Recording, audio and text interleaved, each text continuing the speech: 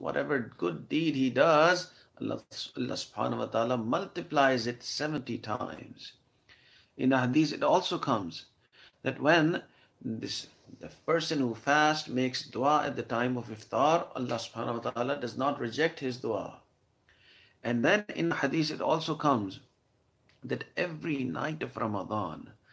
the mercy and the blessing of Allah is such that Allah forgives millions of people every night. And then such is the blessing of this month of Ramadan that the Sahaba, the companions, would say that every month, every year before the month of Ramadan, the Prophet ﷺ would always gather us and would give a very big speech about this month of Ramadan,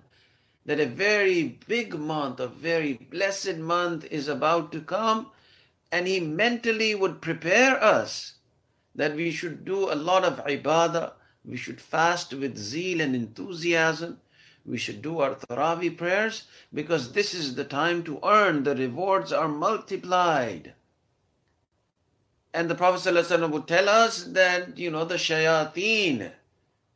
the devils would be chained. So this is the time when the ajr, when the reward is multiplied, and the one who stops us from doing these ibadats, the shaitan, that shaitan is also chained.